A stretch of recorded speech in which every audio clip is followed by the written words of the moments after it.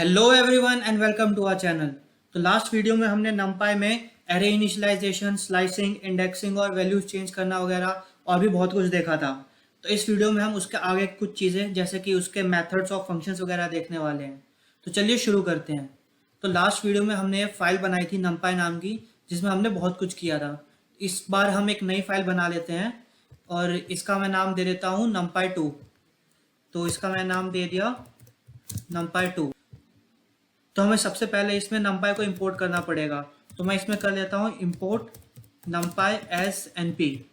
तो इससे हमारी अब numpy इंपोर्ट हो चुकी है। तो हमने लास्ट वीडियो में देखा था जैसे कि अगर मैं कर दूँ np.0 और इसमें कुछ भी साइज पास कर दूँ जैसे कि 2,2, तो ये यहाँ पे 2,2 की एक एरे बना देगा जिसमें कि सारी वैल्यू 0 होगी। वैसे ही अगर हम np.1 कर दें और इसमें हम कुछ भी पास कर दें जैसे कि 4,6, तो ये 4,6 की एक एरे बना देगा जिसमें कि सारी वैल्यूज 1 होंगी। पर अब इसमें भी हम जैसे डाटा टाइप डिफाइन कर सकते हैं जैसे कि हमने पहले एरे इनिशियलाइजेशन में देखा था। अगर मैं यहाँ दे दूँ डी टाइप और उसमें कुछ भी वैल्यू पास हो जैसे कि इंट 32, और अब अगर मैं इसे रन करूँ तो इस देखिए इंटीजर में आ रहा है, पहले ये फ्लोट में आ रहा था। जैसे अभी अगर मैं इसे हटा दूँ तो अब ये फ्लोट में आ रहा है। जैसे अब देखते हैं 0 पॉइंट आ रहा है आगे। तो इसके आगे की हम कुछ चीज़ें देखते हैं जैसे कि मान लो आपको 0 और 1 के अलावा कोई और वैल्यू से इनिशियलाइज करना है। तो उसके लिए एक फंक्शन होता है जैसे कि ये है np.full, और इसमें आपको जो भी पहले तो आपको साइज पास करना पड़ेगा। तो मैंने यहाँ पे दे दिया 3,5 साइज, और उसके बाद आप यहाँ वैल्यू दे दो जैसे कि मैंने यहाँ दे दिया 87। अब अगर मैं इसे रन करूँ तो एक एरे बन गई 3,5 की जिसमें कि सारी वैल्यूज 87 है। इसमें भी आप डाटा टाइप पास कर सकते हो अगर आप चाहो तो। अगर अब मैं जैसे यहाँ पे दे दूँ डी टाइप इक्वल्स टू, अगर मैं दे दूँ यहाँ पे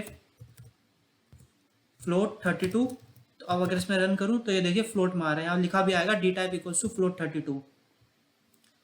उसके बाद अगर आपको मान लो कोई पहले से एक एरे दी हुई है जैसे कि यहाँ पे मैं ले लूँ ए इक्वल्स टू कोई सी भी एरे जैसे कि 1 2 3 4 या 1 2 3 4 5 6 ऐसे ले लूँ, और दूसरी साइड भी अगर मैं ये ले लूँ, अगर ऐसा कुछ अगर मैं ले लेता हूँ यहाँ पे, अगर मैं यहाँ पे ऐसा कुछ ले लेता हूँ एरे, और अगर मान लो अब मेरे को ऐसी एक और एरे बनानी है इसी शेप की, लेकिन मेरे को वैल्यूज़ ये नहीं चाहिए। अब वैल्यूज़ मेरे को सिर्फ हर जगह एक ही पर्टिकुलर वैल्यू चाहिए। तो उसके लिए भी एक फंक्शन होता है जिसमें मैं कर सकता हूँ np.full_like, और इसमें अब मैं पास कर दूंगा मेरे को चाहिए ए के जैसी, और वैल्यू मेरे को रखनी है जैसे 4। अब अगर मैं इसे एंटर मारूं तो ये देखो इसी शेप की बन गई है एरे, लेकिन वैल्यू सारी 4 है। वैसे इसको करने का एक और शॉर्टकट भी है, लेकिन उसके लिए पहले आपको ए को एज अ एरे इनिशियलाइज करना पड़ेगा numpy में। तो अगर मैं इसे कर दूं np.array और इसको मैं ऐसे एरे बना देता हूं, इसे अभी ये रन करेगा, अभी ये कोई प्रॉब्लम नहीं देगा, अभी ये सेम ही चीज़ आएगी फुल लाइक में भी। और इसको अगर मैं ऐसे भी कर सकता हूँ अब np.full, और अब हमने जैसे पिछले में पढ़ा, यहाँ पे हमने देखा था कि यहाँ पे फुल में हमें पहले शेप पास करनी पड़ती है। तो आपने अगर लास्ट वीडियो देखी है तो आपको पता होगा किसी भी एरे की शेप निकालने के लिए हमें बस लिखना होता है a.shape, और फिर हमें जो भी वैल्यू चाहिए वो हम पास करते हैं इसकी 4। तो अगर इसमें रन करूँ तो देखो ये भी सेम ही चीज़ दे रहा है इसकी तरह। तो ये दोनों सेम ही चीज़ें सेम ही काम करती हैं, बस अगर आपको जो पसंद हो आप वो यूज़ कर सकते हैं। और वैसे ही अगर आपको कोई एरे इनिशियलाइज करनी है रैंडम वैल्यूज से, तो उस आपको अपने हिसाब से कोई वैल्यू नहीं, आप चाहते हो कंप्यूटर कोई भी अपने हिसाब से वैल्यू दे दे, तो उसके लिए आप कर सकते हो np.random.rand। अब अगर मैं इसमें कोई भी इसका बस हमें साइज पास करना, शेप पास करने, जैसे कि मैं कर दूँ 2,4, और अभी से रन कर तो देखिए 2,4 की इसने एक एरे बना ली है जिसमें कुछ भी रैंडम वैल्यूज आ गई। अब अगर मैं इसे दोबारा रन करते रहूँ, अब अगर इसे मैं देखो दोबारा रन करूँ तो देखो वैल्यूज चेंज हो गई, फिर वैल्यूज चेंज होगी। तो अपने हिसाब से बस कुछ भी रैंडम वैल्यूज देता रहेगा। अब अगर मान लो आपको ऐसा ही चाहिए कि मेरे को इस सेम इसके शेप की चाहिए, अब आपको ये देखना है, तो इसके लिए भी एक फंक्शन है जैसे कि अगर मैं दे दूँ np.random. अब इसमें आपको एक होता है रैंडम सैंपल। अब इसमें आपको बस यहाँ पे शेप देती है, मैं यहाँ दे देता हूँ a.shape, और अब अगर इसमें रन करूँ तो इसने देखो फिर से एक बना लिया रैंडम वैल्यूज के साथ, और इसने शेप ले ली ए की। अब ऐसे अगर मैं इसको फिर से रन करूँ तो देखो वैल्यूज चेंज हो गई, और फिर से रन करूँ तो वैल्यूज चेंज हो गई। तो हिसाब से कुछ भी रैंडम वैल्यूज ले लेता है। लेकिन अब जैसे आप देख सकते हो कि ये जो है डेसिमल वैल्यूज ले रहा है रैंडम में। आप चाहते हो कि वो इंटीजर वैल्यूज ले, तो तो उसके लिए भी आप कर सकते हो np डॉट रैंडम डॉट, इसमें आप कर दो रैंड इंट। तो इसमें अब आपको यहाँ पे जो है पहले वो देखना पड़ेगा कि आप मैक्सिमम कितनी इंटीजर वैल्यू चाहते हो। तो मान लो यहाँ पे मैक्सिमम वैल्यू चाहता हूँ 8, और मेरे को चाहिए इसमें अब आपको स्पेसिफाई करने का पड़ेगा साइज मेरे को चाहिए यहाँ पे 3,5। अब अगर मैं इसे रन करूँ तो इसने 3,5 की एक एरे बना ली जिसमें कि मैक्सिमम वैल्यू हो सकती है। अब ये आपको पता होगा, अगर आपने एरे वगैरह पढ़ी है तो ये वैल्यू एक्सक्लूसिव होती है। तो यहाँ पे मैक्सिमम वैल्यू 7 ही लेगा, तो ये 7 तक जा रहा है। और अगर मेरे को लोएस्ट वैल्यू पास करनी है कि मेरे को मिनिमम इतने तक में ही चाहिए, तो मैं यहाँ पे दे सकता हूँ, मान लो मैंने दे दिया -2, तो अभी सारी वैल्यूज हमें -2 से 8 के बीच में देगा। अब जैसे मैं यहाँ पे रन करूँ तो ये -2 इंक्लूसिव होता है, -2 से 8 के बीच में सारी वैल्यूज दे रहा है। मैं फिर से रन कर दूँ तो वैल्यूज चेंज हो जाती, वैल्यूज ऐसी चेंज होती रहेगी आप जितनी भी बार रन करोगे। और वैसे ही और भी कुछ फंक्शंस है जैसे इनिशियलाइज करनी, जैसे आपको मान लो एक आइडेंटिटी मैट्रिक्स बनाना है। अब आइडेंटिटी मैट्रिक्स आपने पढ़ा होगा, इसके लिए मैं आपको अभी बताता हूँ। जैसे कि आपने डाल दिया आइडेंटिटी, अब यहाँ पे मेरे को सिर्फ एक वैल्यू पास करनी पड़ेगी 3, तो ये 3,3 की आइडेंटिटी मैट्रिक्स बना देगा। अब आइडेंटिटी मैट्रिक्स ये होती है जिसमें कि ये डायगोनल के एलिमेंट सारे 1 होते हैं, उसके अलावा यहाँ पे जितने भी एलिमेंट है वो सारे 0 होंगे, तो उसे हम आइडेंटिटी मैट्रिक्स कहते हैं। तो आप इसमें 3 की जगह कोई और भी वैल्यू पास कर दो, इसकी 5 में कर दूँ तो ये 5,5 का आइडेंटिटी मैट्रिक्स है, 2 कर दो तो ये 2,2 का आइडेंटिटी मैट्रिक्स है। तो आइडेंटिटी मैट्रिक्स में कॉलम, नंबर ऑफ कॉलम्स और नंबर ऑफ रोज हमेशा सेम ही होते हैं। अब कुछ चीज़ें जैसे कि मान लो आपको एक एरे से एज इट इज दूसरे में कॉपी करनी है, तो मैं यहाँ पे डिक्लेयर कर देता हूँ कॉपी एरे। इसको मैं एज अ मार्कडाउन क्रिएट कर देता हूँ यहाँ पे,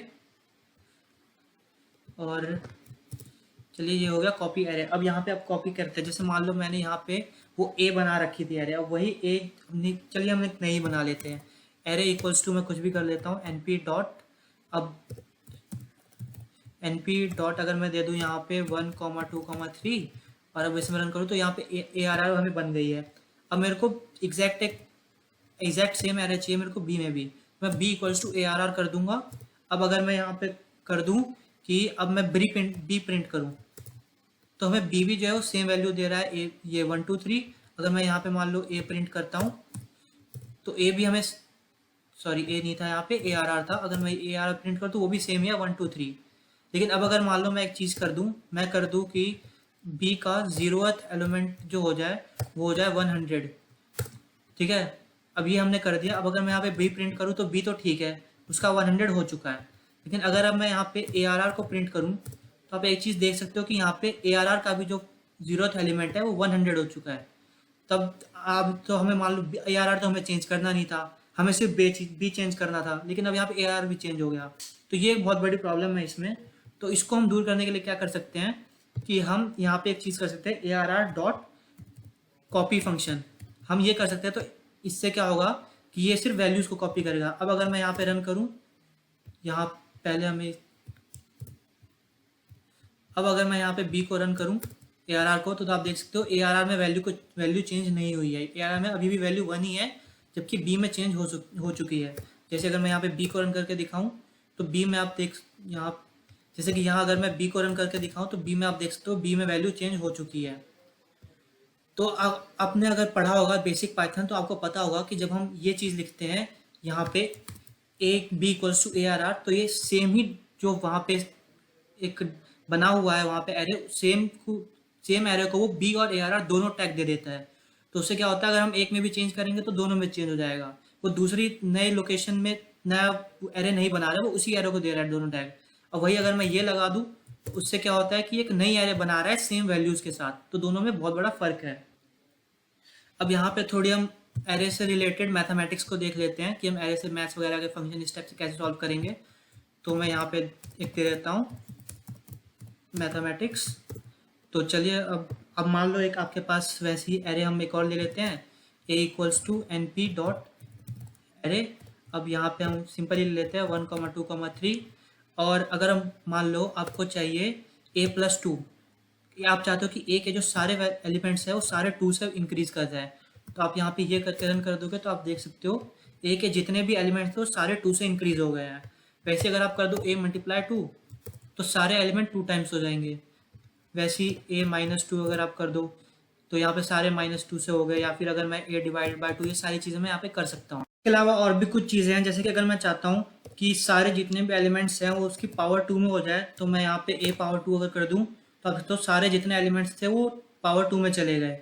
तो वैसे अब ये तो चलो एक एरे की बात हुई। अगर आपके पास 2 एरे है, जैसे कि मेरे पास b एक एरे है np डॉट एरे, अब अगर इसमें वैल्यू दे दूँ 4, 5, 6, अब अगर मैं चाहता हूँ a प्लस बी, अगर मैं a प्लस बी करूँ तो अब यहाँ पे a प्लस बी होगा, यहाँ पे जितने भी सारे सेम इंडेक्स वाले थे वो सारे यहाँ पे ऐड हो गए हैं। तो वैसे यहाँ पे मैं a माइनस बी भी कर सकता हूँ, तो यहाँ पे देख सकते हो सारे सेम इंडेक्स वाले माइनस हो गए हैं। लेकिन अगर आपने यहाँ पे 11th-12th में पढ़ा है मैट्रिसेस वगैरह, तो आपको पता होगा अगर हमारे पास 2 मैट्रिक्स हैं तो उनको हम आपस में ऐसे मल्टीप्लाई नहीं कर सकते। उसके लिए यहाँ पे मैट्रिक्स जो है वो उनके रोज और कॉलम्स वगैरह सेम होने चाहिए, तब एक का रो दूसरे के कॉलम के इक्वल होना चाहिए। तो उसके लिए यहाँ पे मैं कर देता हूँ, मान लो a equals to np dot, यहाँ पे मैं कर देता हूँ एरे की जगह, चलिए हम यहाँ पे सिंपल से ही रखते हैं, यहाँ पे मैं कर दूँ वंस में, अगर मैं कर दूँ यहाँ पे मैंने कर दिया 2,3 का एक मैट्रिक्स यहाँ पे एरे बना लिया।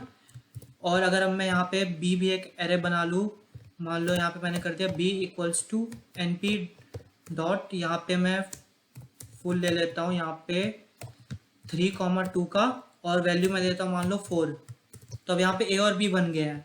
अब मैं यहाँ पे प्रिंट भी करके दिखाई देता हूँ, यहाँ पे प्रिंट a और प्रिंट b। तो अब ये देखो, ये हमारा a है और ये हमारा b है। यहाँ पे आप देख सकते हो इसके रोज और इसके कॉलम सेम है यहाँ पे। तब इनको मल्टीप्लाई करने के लिए हम सीधा सीधा यहाँ पे जैसे यहाँ पे हम a मल्टीप्लाई b नहीं लिख सकते, ये हमें देख सकते हो यहाँ पे एक एरर दे देगा। तो यहाँ पे हम डायरेक्ट मल्टीप्लिकेशन की जगह यहाँ पे एक फंक्शन होता है, यहाँ पे मैं करूँगा np डॉट मैटमल, और यहाँ पे मैं पास कर दूंगा वैल्यूज a, b। तो देखते हो यहाँ पे मल्टीप्लाई होके ये दोनों का वैल्यू आई। आप चाहो तो यहाँ पे चेक कर सकते हो खुद से, यही वैल्यू आएगी इसकी। यहाँ पे आप देख सकते हो कि यहाँ पे हमने पढ़ा है कि यहाँ पे अगर जो इसके कॉलम्स और इसके रोज है उसका मैट्रिक्स बनता है। इसके 2 रोज हैं तो ये 2 में बना है, ये 2 कॉलम्स हैं तो ये 2 कॉलम्स में ही रहा है। तो ये मैट्रिक्स मल्टीप्लिकेशन तो एकदम सही हुआ है। तो यहाँ पे मैटमल का मतलब है मैट्रिक्स और मल का मतलब है मल्टीप्लिकेशन, तो आप याद रखने में आसानी होगी। अब यहाँ पे इतना ही नहीं, आप और भी चीज़ें कर सकते हो, जैसे कि मान लो कोई एक एरे है a equals to np dot array, इसमें वैल्यूज़ है 1, 2, 3। अब मेरे को जो है इसकी सारी वैल्यूज़ की साइन चाहिए। अब मैं यहाँ पे कर दूँ अगर np डॉट साइन और इसमें a पास कर दूँ, तो आप देखते हो इसने ये sin 1, sin 2, sin 3 हमें सारी वैल्यूज़ दे दी हैं। वैसे ही अगर मेरे को कॉस्ट चाहिए तो मैं यहाँ पे np डॉट कॉस्ट कर दूंगा, तो ये यहाँ पे सबकी कॉस्ट वैल्यूज़ दे देगा। अब मान लो आपको किसी मैट्रिक्स का डिटरमिनेंट निकालना है, तो हमने पता है मैट्रिक्स सिर्फ उसी का निकल सकता है जिसके नंबर ऑफ रोज और नंबर ऑफ कॉलम सेम हो, हम सिर्फ उसी का डिटरमिनेंट निकाल सकते हैं। तो उसके लिए हम एक काम करते हैं, यहाँ हम एक दूसरी मैट्रिक्स बना देते हैं, यहाँ मैं देता हूँ np डॉट, अब यहाँ पे हमें सिंपल चाहिए तो हम इसको आइडेंटिटी ले लेते हैं ताकि हमें पूरा इनिशलाइज ना करना पड़े वैल्यूज़ देके नंबर ऑफ रोज और कॉलम सेम रखते हुए। मैं इसको 4 की आइडेंटिटी मैट्रिक्स बना लेता हूँ। अब मेरे को इसका अगर डिटरमिनेंट चाहिए तो इसका एक फंक्शन है np डॉट लिनैग डॉट डेट, और इसमें मैं पास कर दूंगा c को। अब अगर इसमें रन करूँ तो आप देख सकते हो हमें इसका डिटरमिनेंट मिल गया है। अब यहाँ से चलो मैंने आइडेंटिटी मैट्रिक्स लिया था, इसलिए इसका डिटरमिनेंट 1 है। अब कोई सा भी मैट्रिक्स लेके इसका डिटरमिनेंट निकाल सकते हो, तो जो भी वैल्यू होगी वो दे देगा। वीडियो में हमने थोड़ा बहुत लीनियर अलजेब्रा और मैथमेटिक्स वगैरह डिस्कस करी, एरे की, और कुछ फंक्शंस वगैरह डिस्कस करे। तो अब हम अगली वीडियो में एरे से स्टैट्स वगैरह को डील करना, और स्टैक्स और नंपाई एरे में एक्सिस क्या होती है, और कुछ मिसलेनियस प्रॉब्लम्स वगैरह देखेंगे। तो बस इस वीडियो के लिए इतना ही। अगर आपको वीडियो पसंद आई हो तो इसे लाइक और शेयर कर दें, और चैनल को सब्सक्राइब करना ना भूलें।